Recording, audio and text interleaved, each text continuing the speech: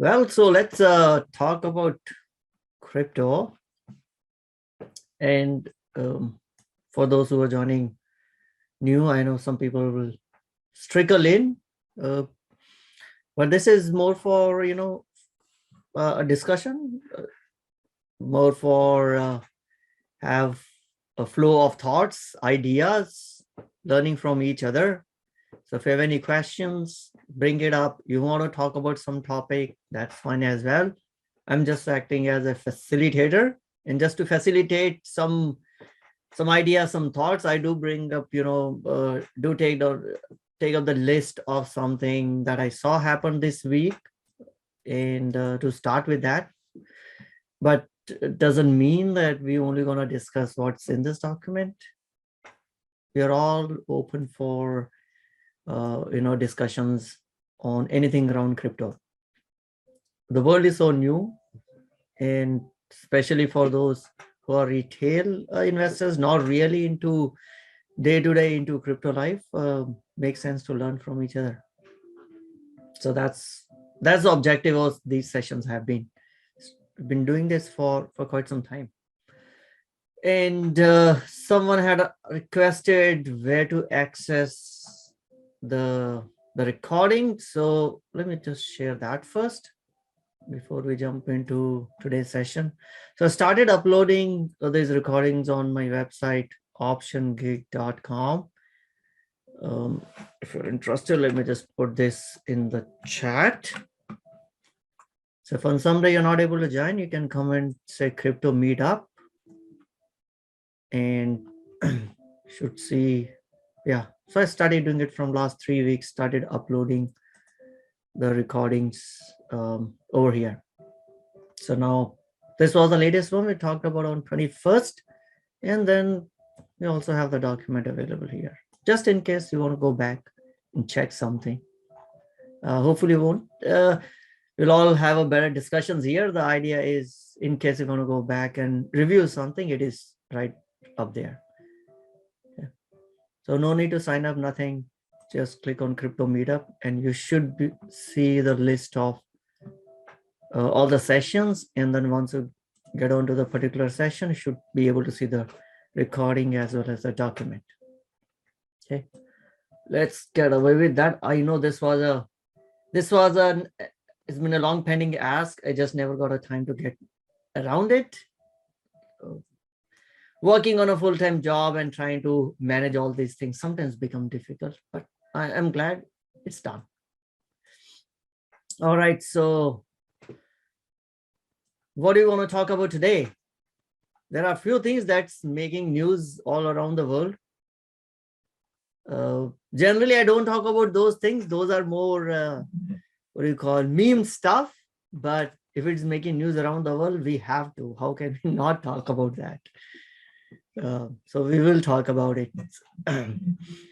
But before that, I came across a nice, I would say, picture around the leverage longs and how they get flushed out by the big players or by the whales or by the hodlers or by the institutional investors.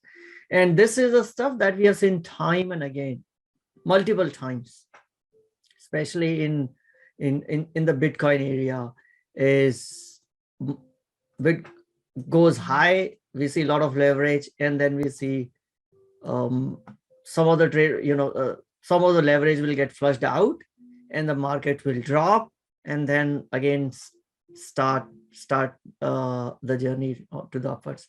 Not to say that I'm trying to predict anything. No one can predict anything in any stock market.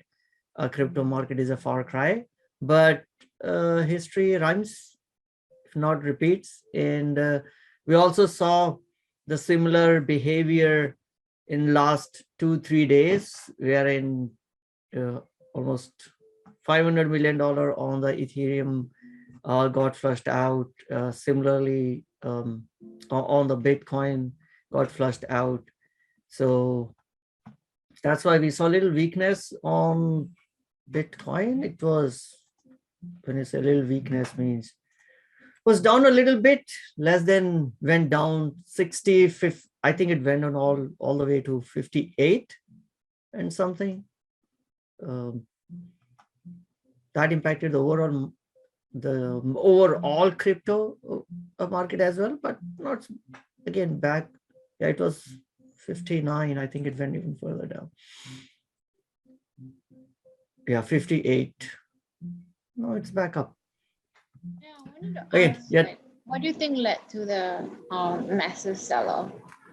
It isn't a massive sell-off. I don't consider this as a massive sell-off. If you look at it, we had what made 67 around 20, and this was in anticipation of the ETF.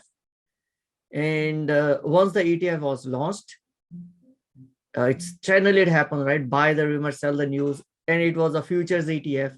So even if the ETF was launched, the dollar amount that traded in that ETF was a new record high. More than $1 billion in just 2 days. It broke 24-year-old record. But then any money going into the futures-based ETF doesn't really do anything to the Bitcoin, doesn't directly lead into the Bitcoin purchases because it's not based on spot. But there are a lot of anticipation. So in anticipation, it ran up to 67, 68, and then started to cool off. Right. And that's what we had a cooling off, and then all those who had leveraged up, thinking that this will go to moon, got flushed out in this cool off. So yeah, other coins were also affected. Yeah, so most of these coins are gets correlated to Bitcoin and Ethereum, right? All others are generally there's a high degree of correlation between these coins. So if BTC catches cold or BTC sneezes, the others will catch cold also. Of course, there's sometimes we do see a rotation from Bitcoin to altcoin, but if there's a weakness, generally it's a weakness all across the market, except one meme coin. And this was like very surprising to see markets were weak, except the meme coin of Shiba. It was a Shiba Inu. Shibu Inu. I'm not even getting it. It actually, yeah, Shiba Inu. And this stuff like ran like crazy. Just a meme coin, just like Dogecoin was. And it's kind of, there was whole discussion around, it actually flipped Dogecoin in the rankings, in the overall rankings. But it blows my mind that this is now number 10. Dogecoin is number 9, which itself is a surprise. And now this is like number 10. Anyway, there's no point in looking at this overall market cap because I think they have printed a few 100 trillion of coins. But this does tell us something about human behavior. So there's a lot of a pump started happening here while the rest of the market was down. We saw a lot of pump in this crap. And I'm sure many new investors would have gotten a FOMO into, gosh, I should have gotten into this earlier. I was looking at the news today and at least found that over this week, more the amount of money that has gone into trading of Shiba, in India has been more than the Bitcoin. People getting into this FOMO. It's like no one expected that it will come here, but because it has survived for so long, now this has become like true. Again, it's in the mind of people. It's Samuel says that Kramer says investment case for crypto may rest on greater fool theory. This is like an example of a greater fool theory, Samuel. Things like these. Things like Dogecoin, which right now have no utility. Who knows something on the Shiba Inu? Someone may want to develop something on Shiba Inu later, because at the end of the day, this is ERC20 token. So if it is an ERC20 token, it's on Ethereum token. There is a lot of infrastructure which is already available, right? Dogecoin is not ERC20, but this one is ERC20 token. But no one has any idea. I mean, at least I didn't even look into it as of, until this week, because this was all over the place, all over the news. This turned out to be one of the greatest trade for all time, which is a particular wallet had $8,000 worth of Shiba last August. That is now worth $5.7 billion, right? From 8,000 to 5.7 in close to 400 days. I guess this does give some, start to give some inferiority complex to all the money managers or all the Wall Street guys on, whoever has done this trade. No, I don't know. I haven't really looked at the veracity of this tweet, but this tweet has been causing some Twitter storm and catching. If you frequent the crypto websites, the crypto news websites, this was all over the place. Turned out to be the greatest trade, and a news like these or lottery wins like these cause FOMO among everyone else on what's the next Shiba, what crap can I buy, which is like 1/1,000,000th of a cent, and then and if get pumped up like this Shiba did, maybe I'll get lucky and able to get some million times or return on whatever you want to invest. Unfortunate, but it's true.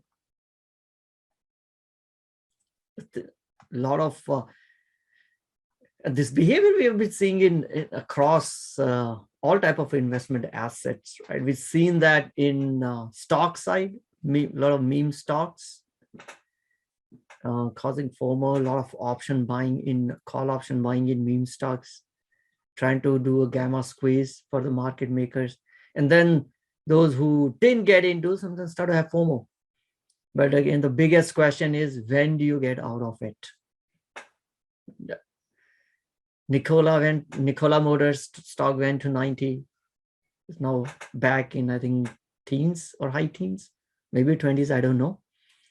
Many of the other meme stocks like AMCs, etc., GameStop went to 400 plus. But at least those companies have some business. They probably business is not doing good, but especially things like these, Doge, without any real project or real roadmap, getting hyped up, this causes me concern around how many people it might get sucked into these type of things, and then they lose and they will never return back to the market, thinking that it's all gamble. Like Zifty said, it's gamble. That exactly. But that doesn't stop people from taking chances and then getting burned out and then blaming the market itself rather than the decision that one took to put their money behind this. You can try it out, put a gamble money, just treat it like a gamble. Don't treat it like an investment. Treat it like a gamble, throw gamble money, goes to zero, who cares?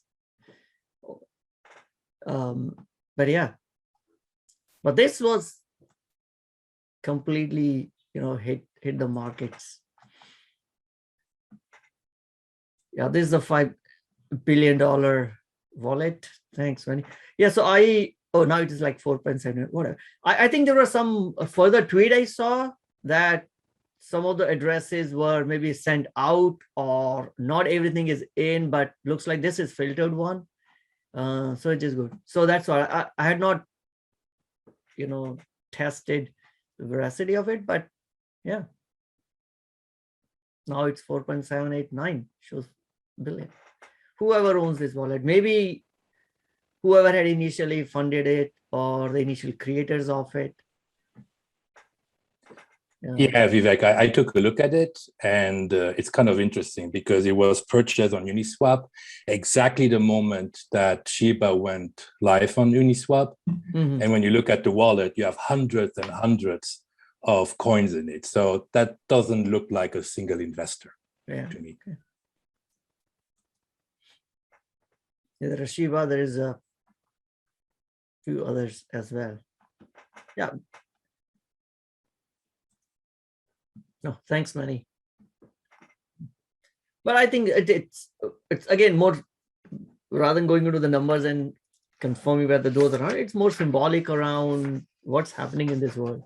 And today I think in CoinDesk TV, there was an interview of a crypto exchange CEO from India.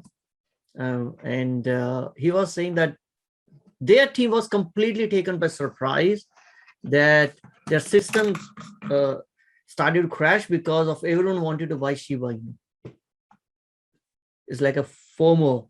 And they said generally we expect, on the BTCs and the other, but they were just taken by surprise on the demand for trading in Shiba.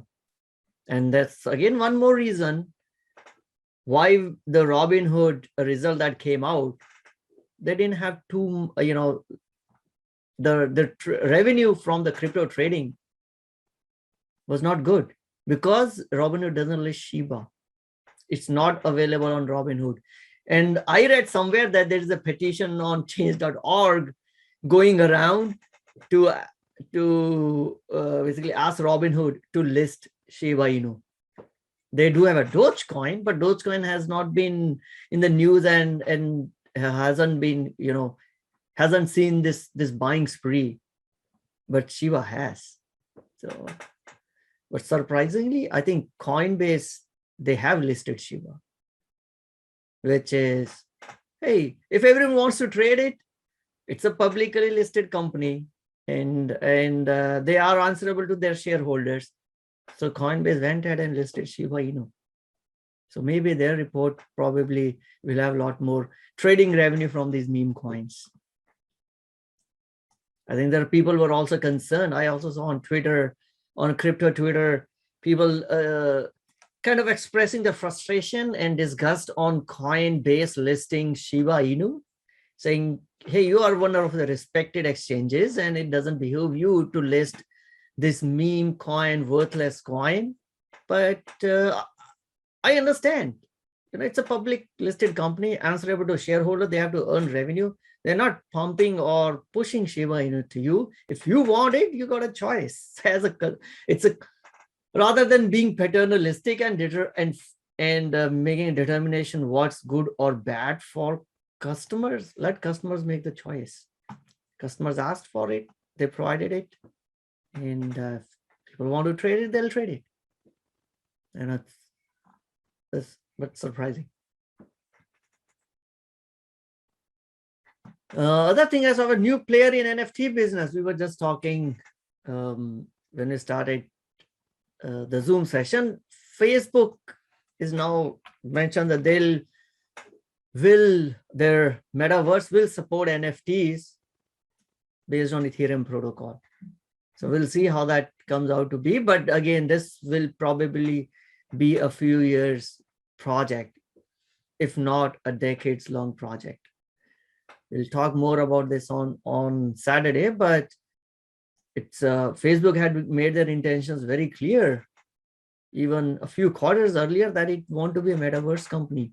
And today, it sealed its fate by changing its name to Metaverse.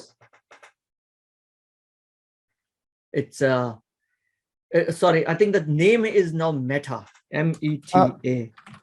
Excuse me. Do you know the difference between Metaverse and Second Life?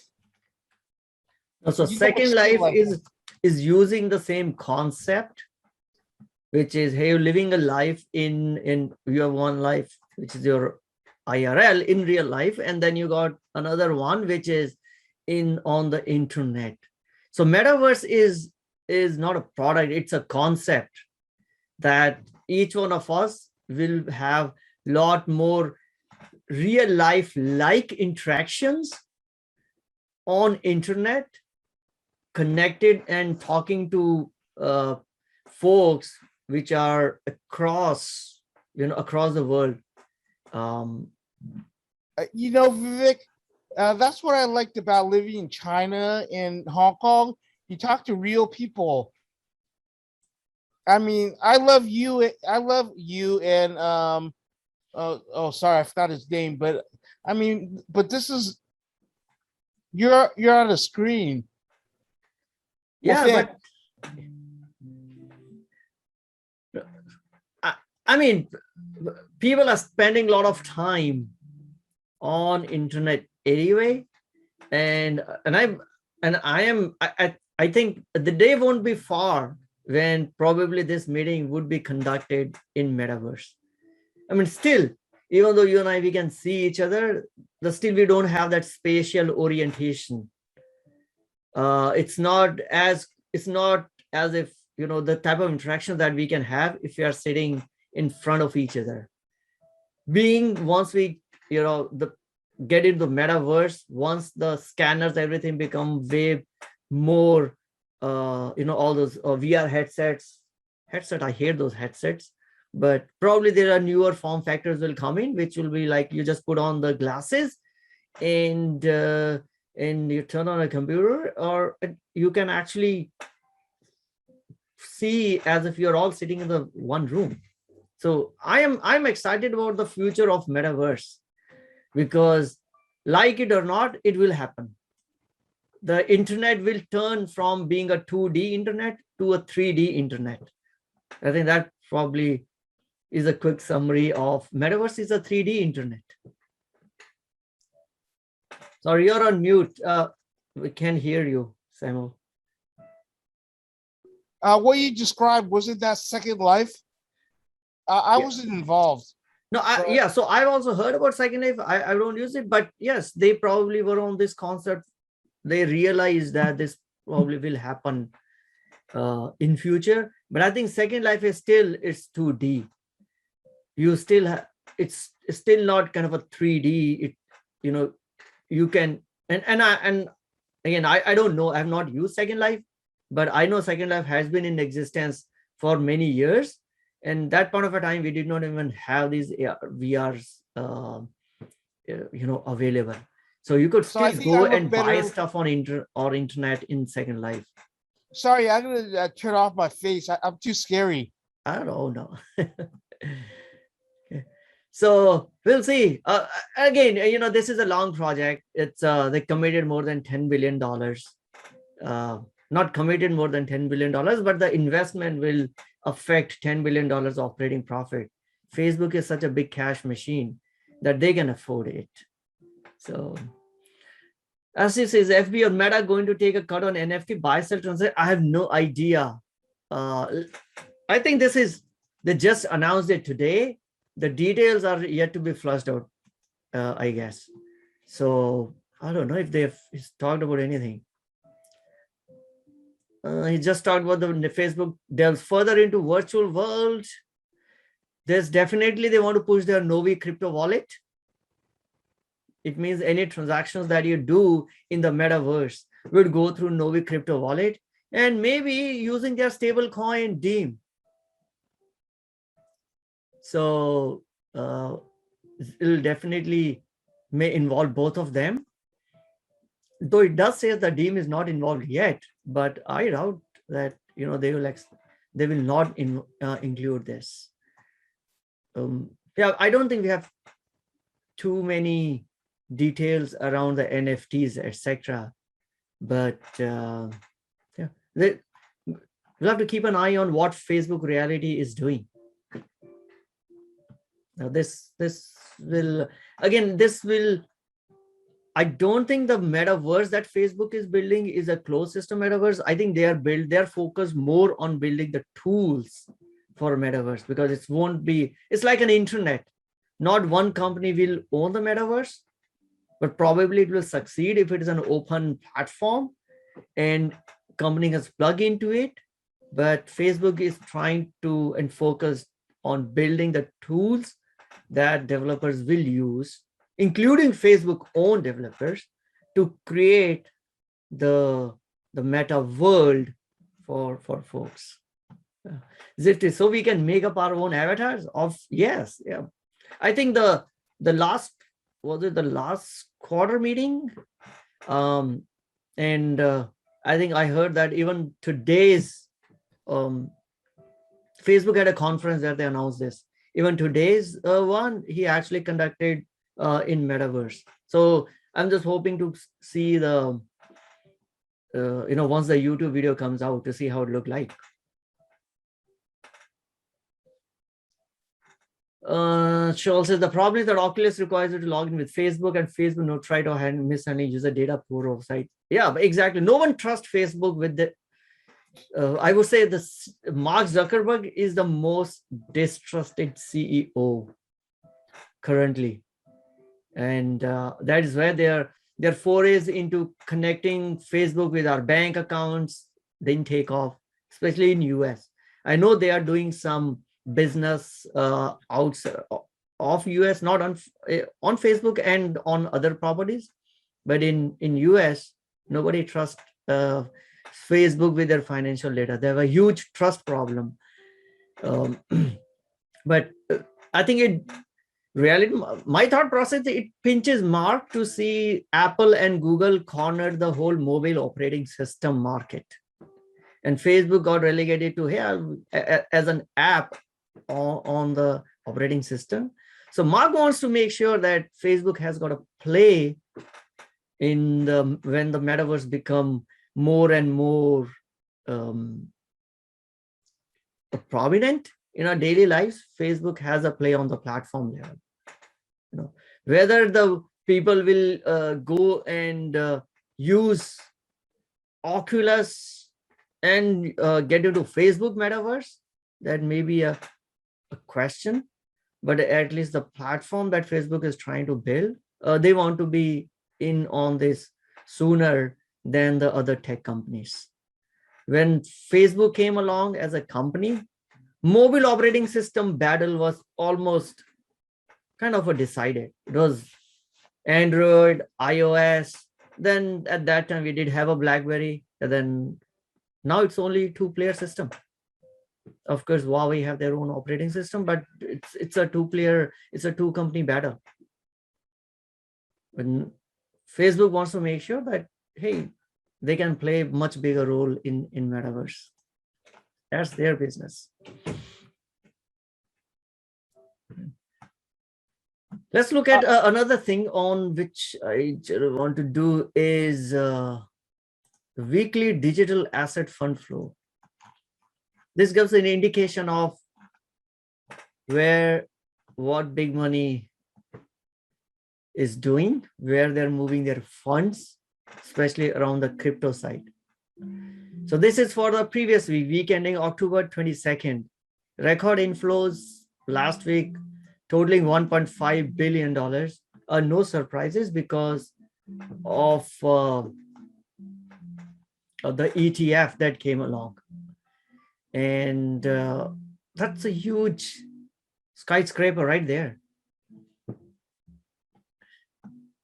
Samuel says, I canceled my Facebook account 2009. I think, yeah, I mean, I still have account, but I haven't used it for last 2016. Yeah, for 5 years. So I don't have an app on my phone. I don't think I remember the password. Probably it's saved in some of my Google ID, but yeah. Vivek, 1990s, there was a movie by Pierce Brosnan called The Lawnmower Man. I think it's supposed to be a virtual reality. You should watch it. It's really, I guess that's where the Lawnmower Man goes. He goes into, I guess, a second life. Yeah, thank you for the recommendation. Maybe some weekend I'll go ahead and watch it. Yeah, wait, I could probably send you a free copy. Oh, excuse me. Pluto.tv has free movies. All right. I'll look for it. Thank you. Asif says, hard to make sense of people not trusting FB when they have 2 billion DAU. Almost, now it is actually, if you include Asif, FB plus Insta plus WhatsApp, it's almost 3 billion. So I don't like FB from the. So let's separate it out. Again, we'll probably come back and discuss this on Saturday. But people don't, and I like it as a shareholder, but I don't like it as a company. It's like, hey, I don't like cigarette making companies as a company, but those companies have given market beating returns. Marlboro, MO ticker, is one of the best stock that anyone could have owned over decades.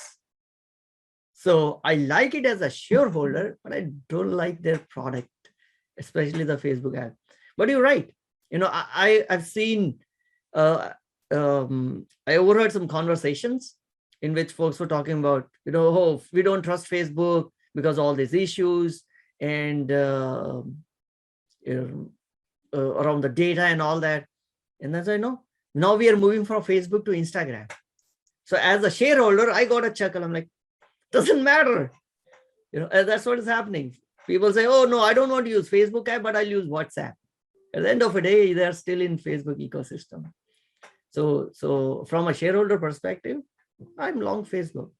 But as a user kind of a thing, no, I don't use Facebook app, but I use WhatsApp.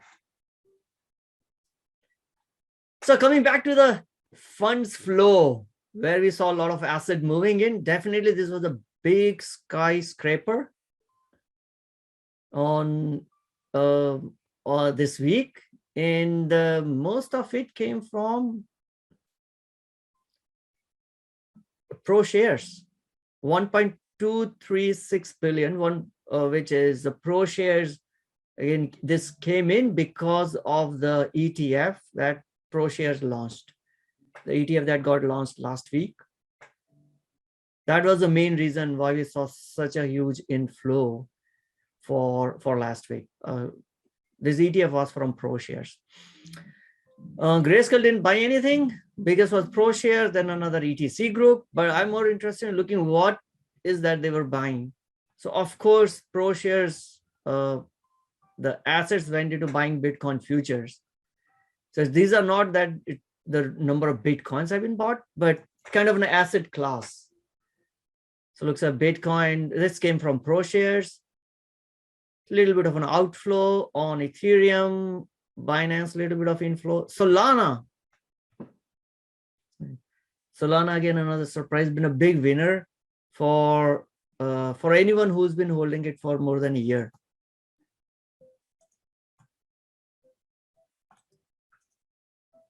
What, it was like $2 last year? Somewhere around that. Yeah, $2, $3 in start of last year, and now 100x return. This at least is not the meme or worthless. It's got some value. There are some projects on it. So pretty good though for those who kept their faith in Solana and stayed with it. And now we are all seeing that institutional money is also now flowing into Solana. Bitcoin, Ethereum are the biggest as an asset under management for big funds. But now we're seeing Solana also catching up, like 196 billion. And the next big was in Cardano. I don't know who from institutions are buying Cardano. They've yet to build the ecosystem, a very viable and vibrant ecosystem. Their community users are very passionate, but those are not the developers. Those are, I think, those holders of Cardano's token ADA who are holding it and being very vocal and about it and showing their passion on how much they love this ecosystem. But from a developer perspective, haven't seen much. I mean, there is a lot of talks happening, but we have yet to see how much, what's the adoption of Cardano ecosystem. And I'm bullish on it, but the proof is in the pudding, so we'll wait to see. But looks like someone from a fund, some fund manager, they have more faith in Cardano and have been buying here. Siv says, is there actual buying, selling of underlying in case of future contracts? For example, how the stocks are bought, sold by market maker to cover options. So on a future call, so I don't know how the market makers work out, as if I'm not dealt on futures. But I guess there will be a way for market makers to hedge it. It may not be exactly that they'll buy this, but some market makers, they do the trade which is called cash and carry. They'll buy the cash Bitcoin and sell the futures. This is called cash and carry trade, and they generally do it. So maybe it is possible that if a fund is buying Bitcoin futures, then to hedge it, the market makers may buy the Bitcoin spot. But there is a limit on number of contracts that can be active or open on a future on futures. So I think I did have something that there is so much of a demand of this pro shares of Bitcoin ETF that it actually already reached the limit that exchange had put on how many contracts, future contracts, can stay open for a particular expiration period. So now the pro shares actually sought a waiver from CME for the position limits. So there are some position limits around a particular entity cannot hold more than some X number of future contracts for a particular expiration. So now the other option for pro shares was, because people, institutions were buying pro shares ETF, so they have to go and buy the Bitcoin futures. So they started buying Bitcoin futures for later contracts, maybe December expiration, maybe January expiration, because they already hit the limit, the exchange limit. So, but I guess market makers will find a way to hedge it, but I'm not entirely clear on how market makers hedge on Bitcoin ETF side.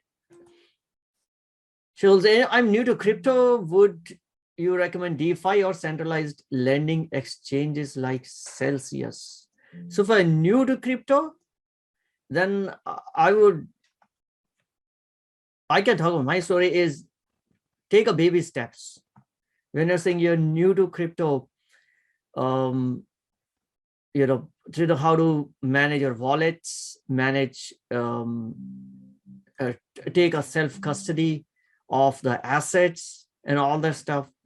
And if not, maybe the baby step is to work with a centralized exchange to lend. At least you can lend USDC if you don't want to move your crypto out there and earn some return. Once you become more comfortable with crypto as an economy, then you can start using Aave. I use Aave, Curve, Celsius, BlockFi. I started with Celsius, BlockFi, then started using Aave as well.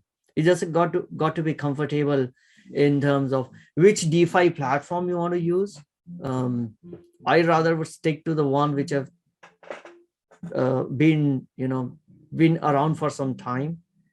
It means any of the software exploits, etc., probably have been fixed. If they were hacked, now they have they've already remediated their security vulnerabilities and issues and all that stuff. So stick to the ones which are the bigger platforms. Aave is there, Compound is there, Curve is there. But there is a news today that the Curve is the leading one on for DeFi. So yeah, if you're comfortable in with MetaMask and dealing with doing self-custody and moving or coins back and forth, you could use DeFi. What pearl? I didn't get a question. Seoul, what do you mean by the pearl? Oh no, because you mentioned you use Aave. That one I'm familiar with. And then you also mentioned you use Pearl. I don't Oh, know. no, it's a curve. Pearl. So sorry. No problem. So it's a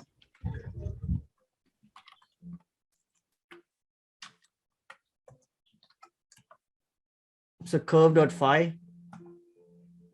So you connect your wallet. If you have a MetaMask, you can also, if you have stored in Ledger, you can connect to Ledger. But again, these you need to be a little more familiar with in terms of how to, which liquidity pool do you want to contribute to. The centralized exchanges make it very simple. They'll tell you what the APY you'll get it. You just move your assets over to Celsius or BlockFi. There is another one, Nexo. These are three are the most popular, but Nexo is not for US, but Celsius and BlockFi is for, they give a good, I would say, APY for US residents. So on USDC, I'm getting 8.8%. Much better than Wait, so the rest are not. Sorry? The rest are not open to non-US people who are not residing in US. Because I thought Celsius was open to like. No, Celsius and BlockFi are open to US. I think Nexo, if you sign up as a US resident, I think the APY on some combination not that attractive. Again, I have not used Nexo, but some of my friends who are not in US, they are using Nexo. Okay. Thank you. Yeah. And then the another one is Aave. Yeah, that's the thing. I try to transfer like my ETH to Aave using Polygon, but the gas fees were so high. So Yeah. I'm also very in two minds about using Aave because of the very high gas fees. But on Poly, if you're using Polygon, then it should be okay. I mean, I'm actually using the Polygon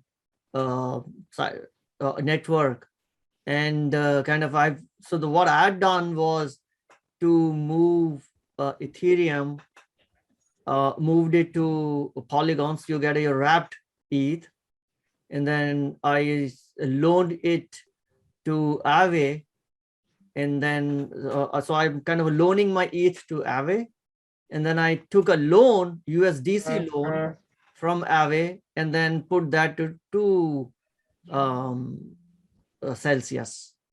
So in fact, That's smart. Yeah. so I'm kind of paying, and it's a variable interest. I'm paying 4%, 5% rate of interest on my loan that I've taken from Aave, but Celsius is giving me 8.8%. So it's the only risk there is if Celsius goes kaput and they don't return me my funds. That's the only risk which I'm okay to take. I've not moved my retirement funds over there, but this gives me leverage of 3% when not doing anything. So yeah, that's one thing which I've done. And you have to be careful in terms of your total collateral to loan value and all that, because you run the risk of if you take too much of a loan, and this will immediately liquidate your assets to, if let's say Ethereum falls down to a particular price, they'll just sell your Ethereum, right? Because these DeFi protocols don't get bailed out by government. They'll basically just liquidate your assets and recover their money. So you've got to be careful with that.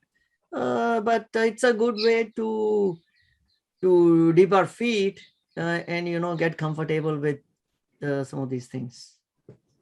So I've tried, actually what I did was I had Ethereum on MetaMask, and then I transferred to my Polygon wallet using the Polygon bridge. But the gas fees were like the same price as what I transferred. So I don't know, is there a timing that I should follow? I really don't know how to go about it. Because I did the same on Avalanche, and then the gas fees were also really, really high.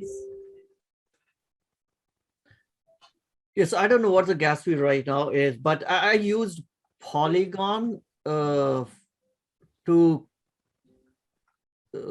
convert my ETH into the wrapped ETH on Polygon network, and then I transferred it. It was low as compared to if you are doing on Ethereum mainnet, and that's why I use Polygon. Also, you transfer your ETH to Polygon and then you wrap it on Polygon.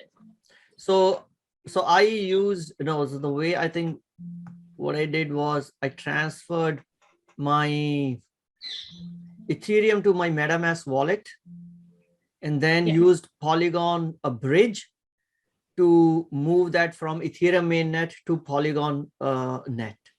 So that then your Ethereum get converted to WBTC. Right? Then you log into your Aave account, it will sense your MetaMask and it will tell you, oh, you got a 9 Ethereum. I'm like, yeah, I want to basically stake that and deposit 9 WBTC. Then it basically is Polygon, the Aave is integrated with MetaMask. And it will immediately say, okay, you got, these ETH. I'm like, yeah, I want to deposit it. So then I deposited my ETH over here. So it moved away from my MetaMask wallet, went into the Aave account. So that's. So they'll wrap it for you? I don't understand the wrap. Sorry. Sorry? How did you wrap your? Let's say no. So the Polygon bridge will do it for you. The Polygon bridge. Yeah. Oh, okay. I'll try and find that feature. Thank you. Because and this is not specific to Polygon. Let's go back to cryptocurrency, right? So we got every time when we have to make use of, let's say, a Bitcoin, but I want to use that Bitcoin on some other blockchain. Depending on whatever the blockchain is, they'll have a bridge in which you basically process it through that bridge, and your Bitcoin or Ethereum, you'll get an equivalent of it in the other blockchain. So if you're using Polygon, they'll give you WBTC or WETH. So if you look at, let's say, WBTC, right, wrapped Bitcoin, and this is a Bitcoin, that's a wrapped Bitcoin. If you do it on, I think, Binance, they have something different. So, but you can find out the equivalent of, I think we talked about it. Let me just see if I can bring up the document. We talked about the bridges in our previous meeting. And this is what the bridges do. They'll basically create a wrapped asset. So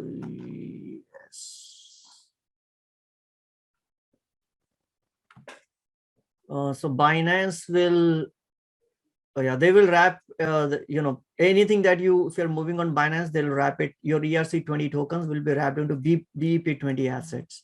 So then you can use your Bitcoin. You can use, ERC20 means you can use your Ethereum or any other ERC20 token on your Binance smart chain. Similarly, Avalanche, if you're moving your USDC, again, remember, USDC is a ERC20 token. Avalanche, if you want to transfer, you can use the Avalanche bridge, and you will get USDCE will start to appear on your Avalanche account, because they you can call it as a wrapping, right? So they block your USDC, they convert it into USDCE. So similarly, I think every other chain does a similar stuff when they have to move the asset from one chain to another. Polygon bridges does the same thing we talked about, WBTC and WETH. So using the Polygon POS bridge, they should have come with a better name, POS. Okay. So I don't have a MetaMask on this laptop.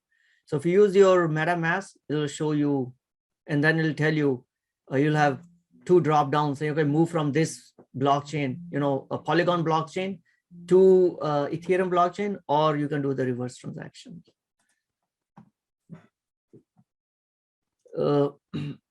Zifty, I don't understand yet about the security operations of DeFis. They are not bad insured. So any breach happens or data get mixed up, considered gone, right? Yeah, so that is why Zifty, these are not regulated ones.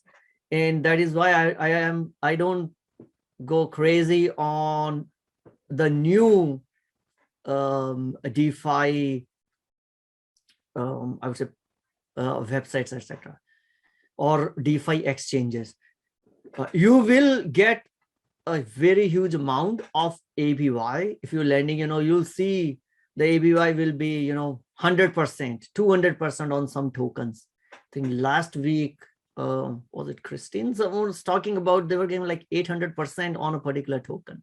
The reason why they gave such a huge return is to incentivize and to attract more and more users to their platform because they are new. And if more users come, then it means there'll be more liquidity. Then it means there'll be more, it becomes your flywheel effect, right? To get more liquidity, you need more users. And that is why initially they will give unthinkable amount of those APY returns to attract more users. The downside of it is it's not tried platform. It's not been around in the wild for long. Hackers haven't had they may not have exploited it yet full. And we do see it time and time again. Some of these DeFi platforms will be subject to some hack. I think there's a Cream Finance or Curve, no, not Curve, but Cream Finance is another DeFi platform. Yesterday, day before yesterday, got hacked. Was not hacked, but there was a flash loan, suffered a flash loan attack for 160 million or whatever. So you got to be careful. So Aave has been around for long. This has got, I guess, the most assets under it. So DeFi, let's say DeFi long. Will tell us which exchange. Oh,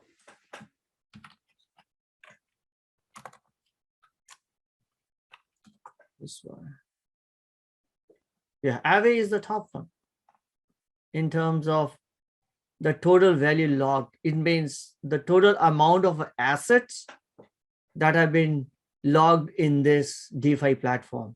Like if I move some of my Ethereum into Aave, so that I'm contributing to that amount of total value logged. Curve is the second one.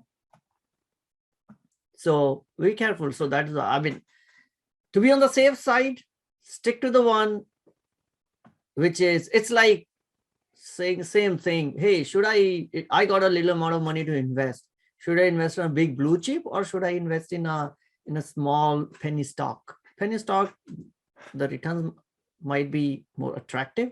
Or taking the other way around, should I trust my funds to a bigger bank, or should I trust my fund to a much smaller bank, which hasn't been around for long, but is giving me huge return? In banking sector, we could still trust it because it is FDIC insured, but we can't do it without taking huge risk in the DeFi side because there is no FDIC insurance. So I would rather stick to few top ones. Tamli say, which hard wallets good to use? I think there are two of them, Treasure and Ledger. And again, they got a monopoly on the hardware wallet space. But again, always order it from the original website. Don't go and order it from Amazon. They might be selling a little bit cheap, but we don't want to get something which has been tampered with, etc. So one is Ledger, the other one is Treasure. I have not used Treasure, but now I'm thinking my next purchase actually will be a Treasure, because I heard somewhere, and if anyone is using Treasure, please enlighten me, that now the new model of Treasure has got multi-sig capabilities. Means I could create a wallet in which I could provide, say 3 signatures, and the wallet can be opened up if only 2 out of 3 are present. I think I heard somewhere that it's a treasure is now has that capability. So I do want to try that out. And it's helpful for, in case anything happens to you as a person. Fortunately, there is no court here. There is no, if you are holding your assets in your treasure wallet, and you and only you know the key, and haven't, for all the security reasons, you haven't shared the passwords with anyone else, and then something happens to you, those funds are remain locked forever. So the institutions don't use single key, single signature custody. They always go with multi-sig for multiple reasons. Number one, they don't want to depend on one person, being honest. Doesn't matter if it's a CEO or a CFO. What if a CEO goes rogue? Then suddenly you could drain out all the funds. So institutions always go with multi-sig. 5 out of 7, 3 out of 5, depending on what level of security they want to put in. But I heard that one of these hardware wallets has got now ability for multi-sig, so I want to try that out. But these are the two pretty reputed ones and dependable hardware wallets, Ledger and Treasure. SafePal is a hardware wallet as well. Interesting UI.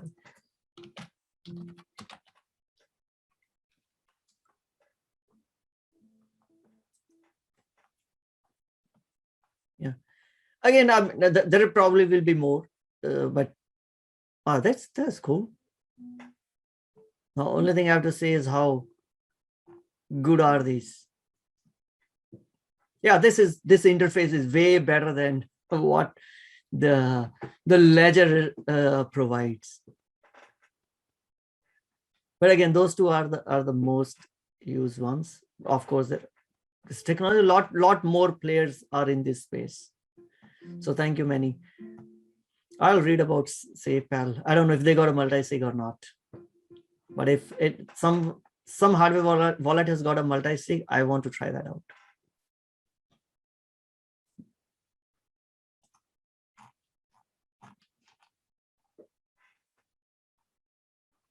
All right. Zifty, how do you keep track of what you have in which wallet, amount staking or waiting? No statements. You can log in with 5 to 10%. You won't know about it, right? Because these assets fluctuate more than 10%.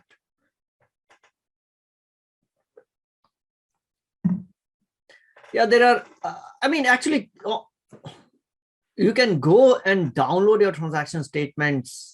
I don't know about the centralized exchanges. You can go and download the transaction statements. You can go to Coinbase and download your transaction statement.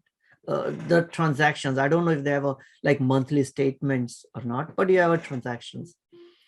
Now, if your question is more around the hardware wallet and know, which ones I have where, I don't really care. The reason I move it to hardware wallet is I'm not bothered about it for next few months or a few years.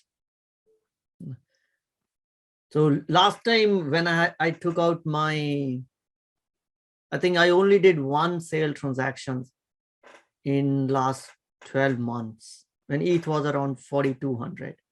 And that time I actually had to go to the bank to take my hardware wallet out of the safe deposit box.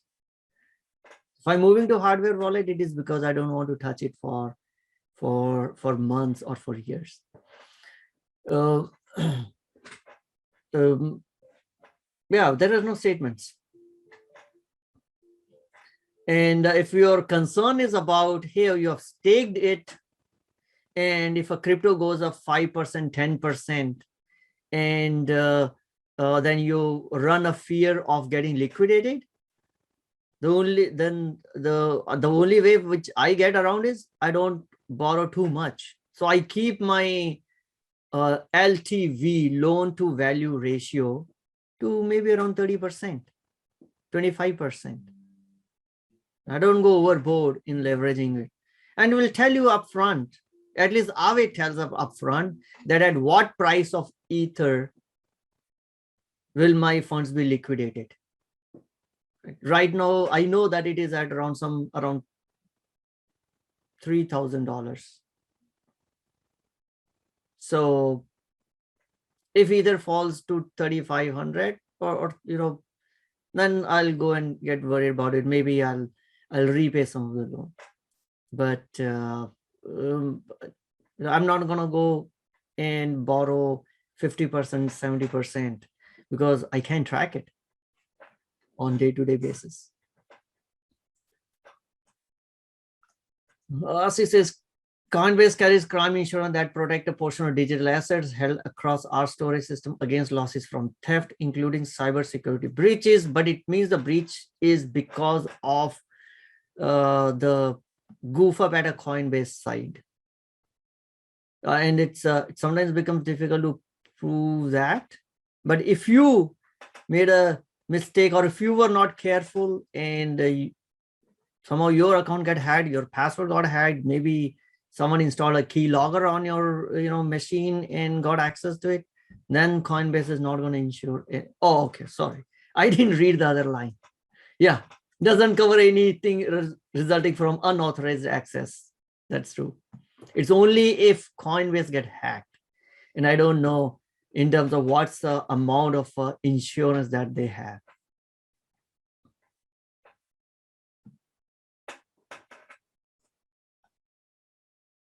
Samuel, global money laundering watchdog says, oh, yeah, better regulate cryptocurrency.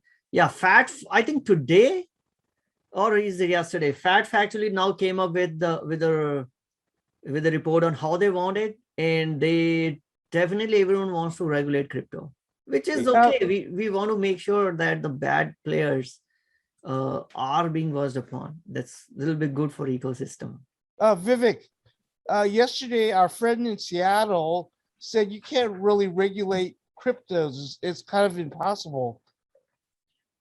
You can't regulate, for example, so the DeFi's, etc. But you can ban your citizens from owning or make it so onerous for your citizens to deal with this, like what China is doing. People have to circumvent it by using VPNs. Yeah, well, that's not very difficult. Yeah, to use the VPN. For someone who is a technology field installing a VPN, opening a VPN connection, and that is not difficult. But here we are talking about common people, not from the tech sector people. First of all, crypto itself is a difficult concept to understand. So most of the people, most of the folks will not directly be dealing with cryptos if this ecosystem has to grow. They probably will still be dealing it through their, and it's irony that they will still be dealing it through some trusted party, maybe their financial advisor who will buy it on their behalf. Maybe their banks, they'll go into banks and, which will provide them a cool interface on how to do it, maybe through some exchanges. So when we talk about a regulation, they cannot, it's like government cannot stop internet, but then they can block those apps that make it very easy for us to use the internet. So governments could still go ahead and block the on-ramp and the off-ramps from operating, make it more and more difficult for to get involved in crypto if they really want to. Right? Yes, so they cannot shut it down. So more or less what the conclusion I was talking to them yesterday was that Elizabeth Warren is bullshitting when she says she wants to regulate. So she wants to regulate, so they can put regulations, right? And which I think in a way, it is probably a good thing that we need to have some regulations, because that will bring clarity. If we really want this ecosystem to grow, it has to operate within some guidelines of law. It cannot stay wild west forever. Right? But regulation, it's fine. They may not be able to ban it, because you can cut yourself from the internet. Internet will still survive. It'll still thrive. So when we say China has banned Bitcoin, no, China has banned its citizens from transacting in Bitcoin. They can't ban the Bitcoin asset. Bitcoin will still survive, still thrive. Other people will still do it. So if legislatures want to make it difficult, like what China has done it, yeah, they can put in regulations to, make it difficult. Imagine we just were having a discussion earlier, right? How do you interact with Aave? And here's the team, we are the folks who actually are in this space, want to do this stuff in this space, and still it is difficult for us to figure all the pieces around. The common mom and pop investors, the common retail investors, try to explain, try explaining these DeFi concepts, etc. to them. It's like Greek and Latin. It's a difficult concept for them. Man say coinstats.app allow consolidated across this, give you consolidated view. Yeah, I think Coin Tracker also does it, if I'm not wrong, but I haven't used either of those yet.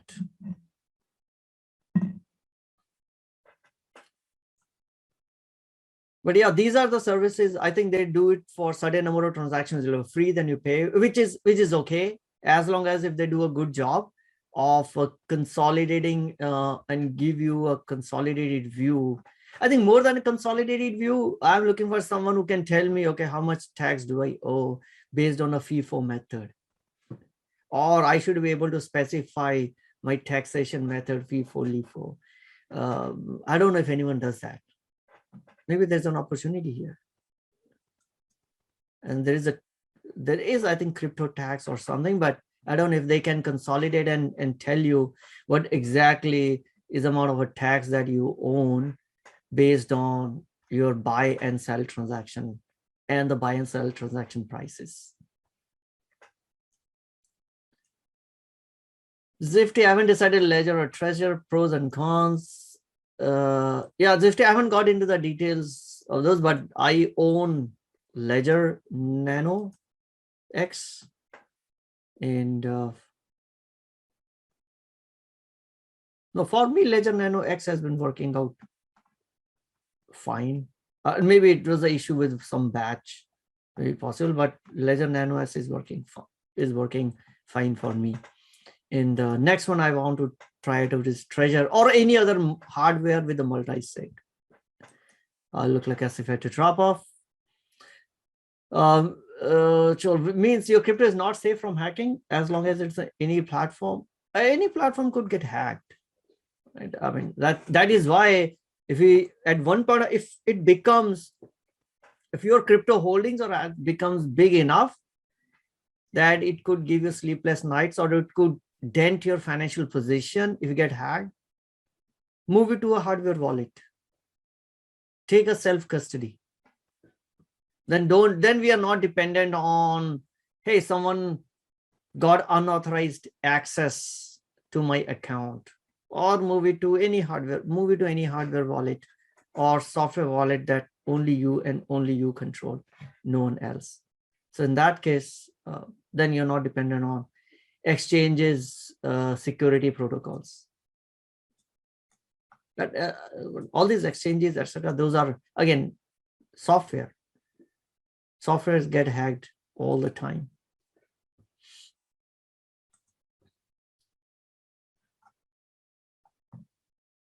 Well, is anyone using SafePal? I don't know if looks like no one is using it here. It looks to be very cool.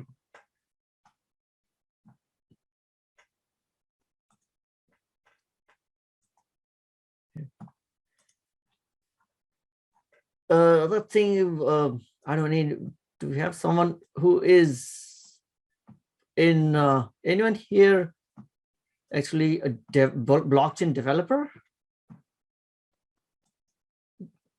Just wanted to throw out some ideas around seeing a lot of discussion happening around modular blockchains.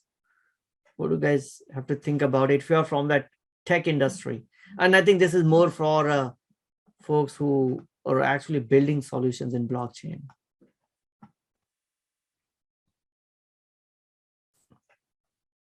If not, then maybe what else we can talk about it. Yeah, we saw another one. So last week there was a Bitcoin futures ETF that got approved. And then we saw record number of trading volume in that. And then suddenly we saw applications for the leveraged ETF on Bitcoin futures, 1.5x, 2x. But SEC came and told today that not so soon. Hold on, take a deep breath, wait. So Volcker Investments had filed to offer 1.25x leveraged Bitcoin futures ETF. And then I think SEC said, no, don't go with it right now. Just wait. But yeah, look, because now one ETF has been approved, I think all the issuers are now trying to figure out, and maybe very soon we'll see an inverse of it. An inverse Bitcoin futures ETF to hedge the positions against Bitcoin. Zifty asked me, when did you buy it to see which batch? The fact that they pulled it off Amazon make me concerned that there was an issue. Yeah, so for me it's some time. I bought it the Nano X. I bought it maybe earlier this year. It's been a few months. I had Nano S, which I bought a few years ago, but the Nano S memory is so limited that you can only store a couple of crypto assets over there. So the reason I was looking for to either buy another Nano S, but then I saw there is a new version which is Nano X, and so I bought Nano X. But it's been a few months, maybe earlier this year is when I bought it. But again, I went ahead and bought directly from their website and not from Amazon.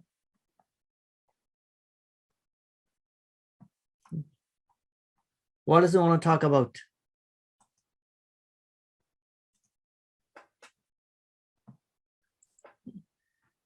We saw Nigeria launching CBDC.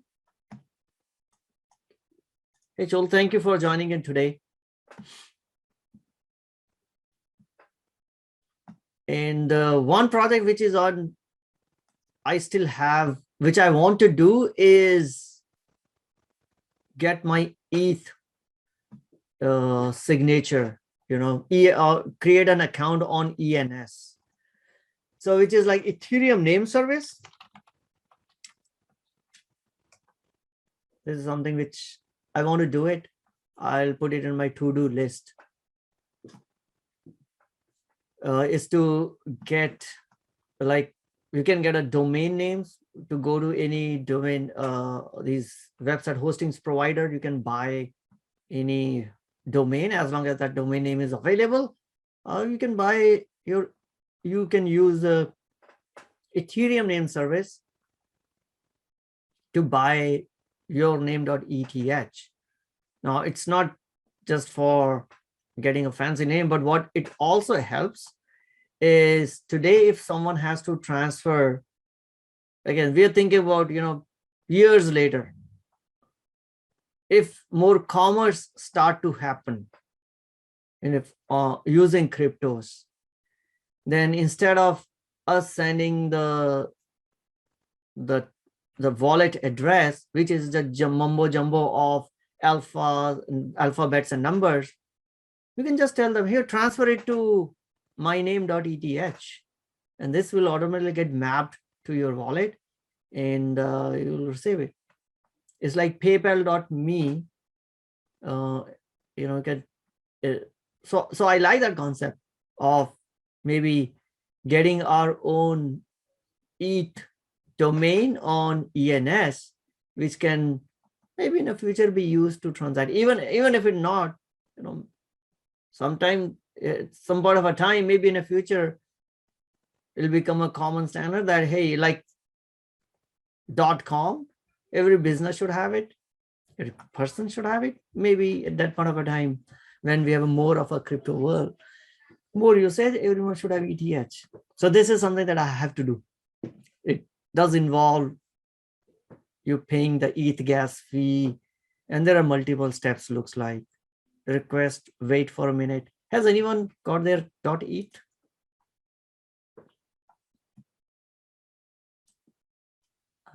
No.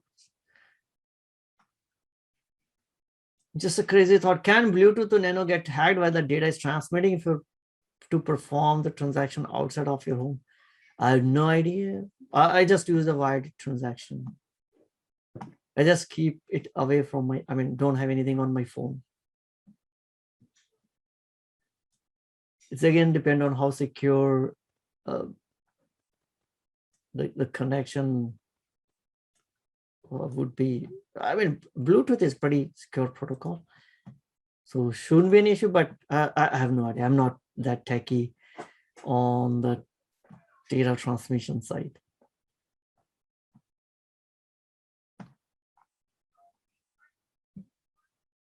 Any other new project that came across you guys you want to talk about, want to look at?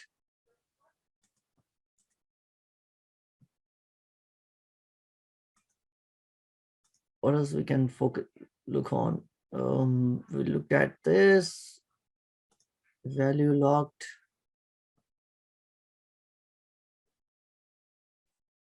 Okay, we already looked at a DeFi stuff. So this basically gives us all the value logged in various exchanges. Sushi Swap, Curve is at the top right now. Value locked in Yearn. This is the blog seems to be pretty good website for some of these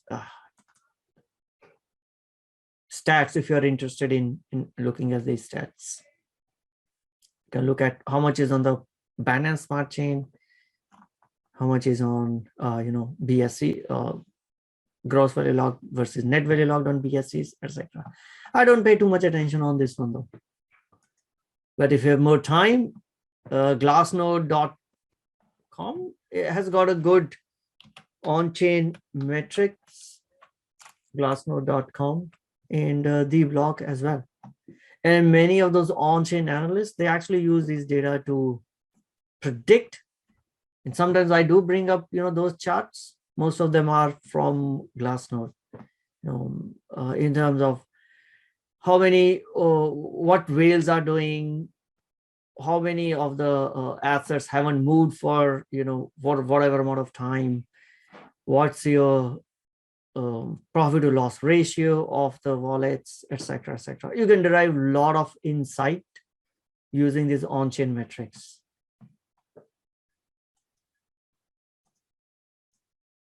Ross, what's your YouTube for these recordings? So I actually put it on my YouTube channel as well. I don't talk about it, but it's also available on the website. We're looking on a YouTube. Let me just get that information out to you, Ross.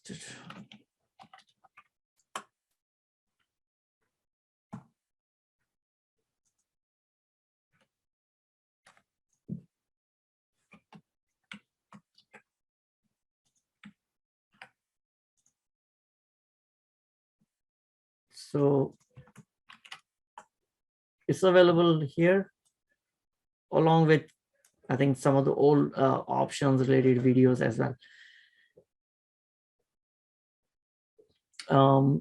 What's the deal with XRP relative to its competitors? XRP is in a legal trouble. I think if the XRP legal troubles are solved, then it's going to be pretty bullish, about it, because they are making a lot of deals in Asian countries, mostly around remittances and cross-border payments, even including the banks, etc. So there is largely an ecosystem on XRP which is growing, but today the problem, the Ripple as a company which is growing, but today the problem is that they are in litigation with SEC which is saying that the XRP was a security and they did not register themselves as with SEC. That's the reason why many of these regulated exchanges, they don't allow any trading in XRP. Coinbase doesn't allow any trading on XRP. I guess any of the regulated exchanges won't, unless because they are kind of taking it a little afraid around the whole SEC issue. But if Ripple wins this case, it's going to be bullish on the XRP. From a competitive perspective, I think they have the other one, which is mostly into the payments and the cross-border payments, is Stellar. And Stellar in the past few months did grab some good partnerships, etc. But I think Ripple has been entrenched and has been around for much longer. So as a company, Ripple Labs has got, I would say, more customers and more reach than Stellar. But if your question is because of on the XRP, what will happen to XRP? That purely depends on the litigation case with SEC. So if SEC says that it is security, and then I think then either Coinbase has to register themselves with SEC, because if they want to make XRP available for anyone to trade. So that's a big if. That case has been going around. I see another question. If the iUpload to BlockFi was approved immediately without submitting any document, just put my SSN, BD, and address. They didn't ask for driver license. When did you open? I opened this year. And I don't know if they asked for driving license, but I don't know, was it?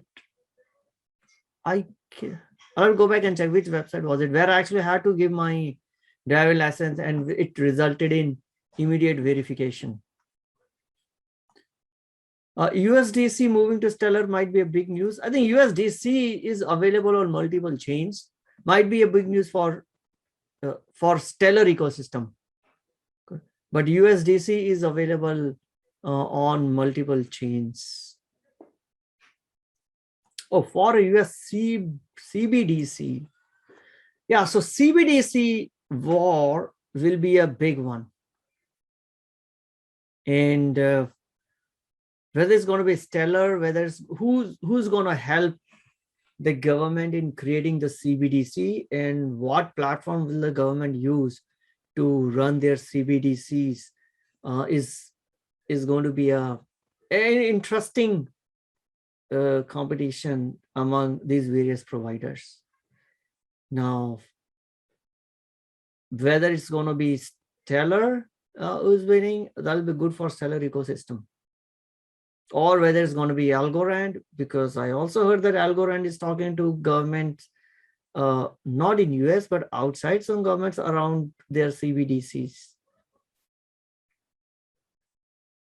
But yeah, that will be a big news if government decides to use one of these existing players for their CBDC project. But at least on the US, I think we're still a little far away from a CBDC. I don't think we got or is the document out, because Fed was working on creating a document on our roadmap for CBDC, and they had opened it up for comments and all that. I don't think that we have finished that process yet. So it might be a couple of years at least for US to come up with a CBDC. But Nigeria did. They got their CBDC out.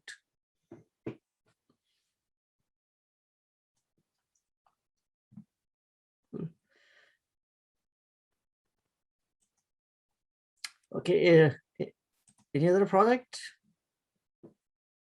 So I don't think I had any other things to talk about. I know Ethereum is going through. Oh, I think today was it today? Somewhere I saw a tweet on the full deflationary day for Ethereum, when the total number of miner rewards, the Ethereum minted to pay the miner rewards, and were less than the total amount of Ethereum that got burnt. So still have to see what happens to Ethereum after their ETH 2.0, but that may be, I don't know, what's your thought process? Would that be a boost, or could that may also see some short-term weakness, because a lot of Ethereum that is currently locked will be available for those stakers to actually sell once the ETH 2.0 comes into picture. So it might be possible that once ETH 2.0 is rolled out, which is what everyone is waiting for a few years, once ETH 2.0 is rolled out, now all the 70, I think it's, how was the value of ETH locked in ETH 2.0? ETH 2, how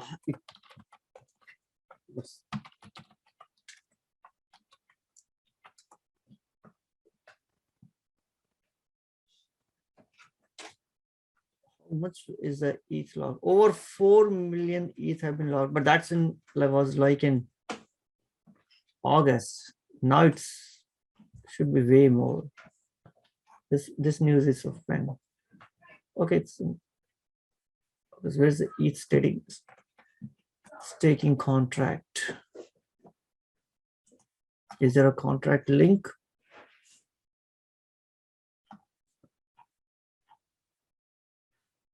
Oh, how the staking works. Can you have a Ethereum staking?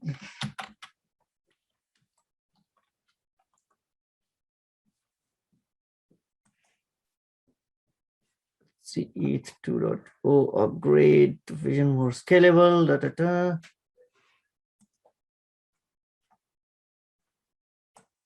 How much is this?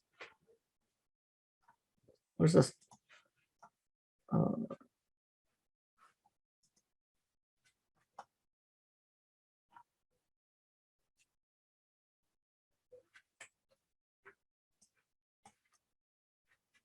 This is a staking contract? Yeah, okay. So we got what, $35 billion worth of ETH logged into this staking contract. So once ETH 2.0 gets implemented,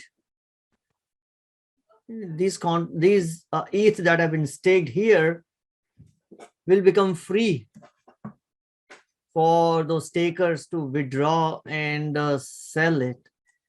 And those who have been itching to sell but right now cannot because it's been logged into this contract will then have an opportunity to sell it.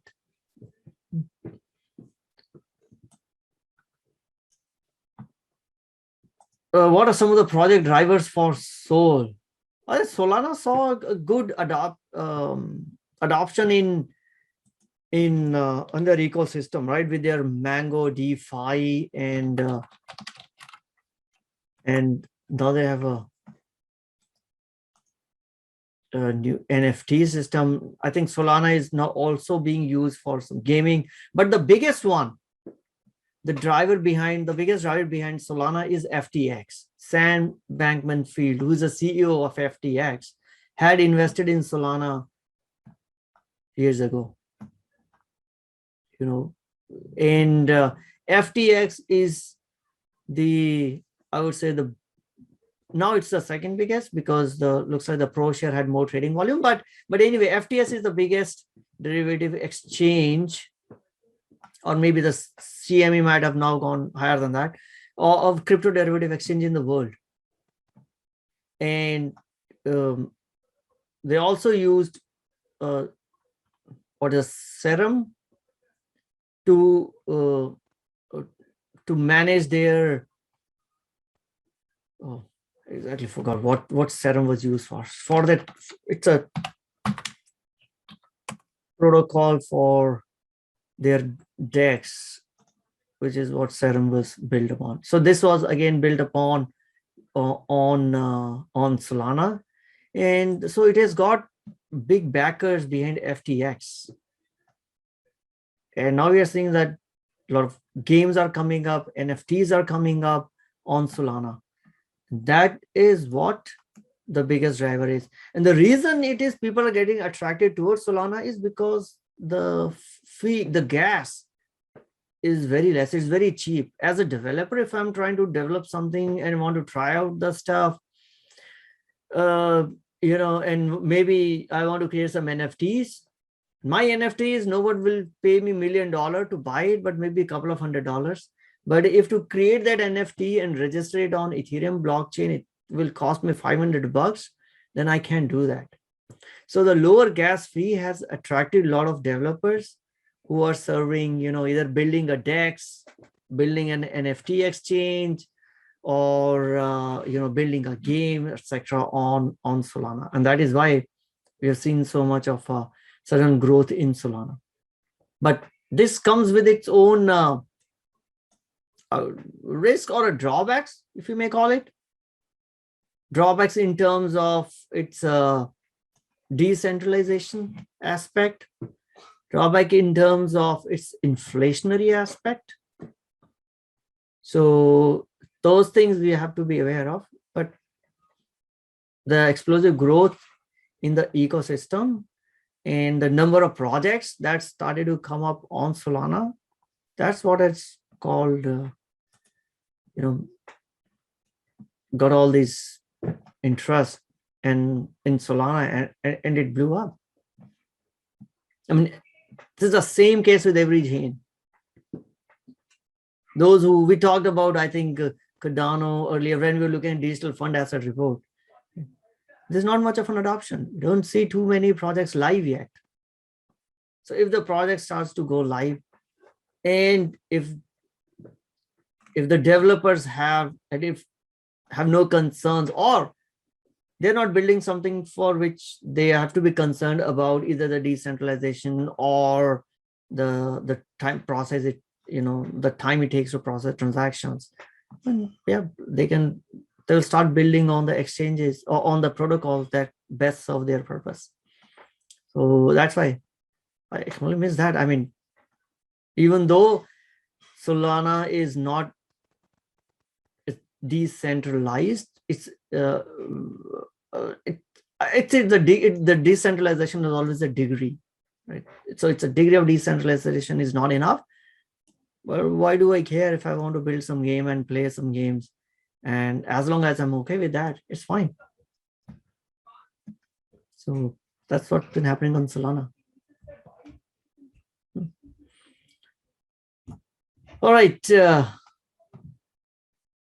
Anything else we want to talk about? Anyone bought any NFTs? So new one, again, one more new project for NFTs going live on Solana. And they had a first $1 million NFT sale. NFT is going crazy right now. Anyone who's little celebrity is trying to create NFTs. Disney is getting into NFT now. So this is pretty good validation that there is a high value transactions that are happening on Solana. You know, whoever gave $1 million for this, that's fine. I don't want to judge, but yeah, this was like sold close to 6,000 Solana. It's close to $1 million. We're waiting for your NFT. I won't look like this now. Yeah, I am no celebrity. So, but yeah, that's why Solana has picked up adoption. At the end of the day, it is all about adoption. It's all about what projects are coming up on any of these blockchains. All right, that's it for today. And thank you for joining in. Thanks. Yeah, hopefully, let's see how the next week goes. Hopefully, I have more content to talk about. But if you have any topic, and maybe you can ping me on a meetup. If you think of a topic later on, just ping me on a meetup saying, can we talk about this? And I'll try to do some research on that. Otherwise, we'll go through the same stuff. Let's figure out what new things have happened since we talked last week and try to cover that. Cool. All righty.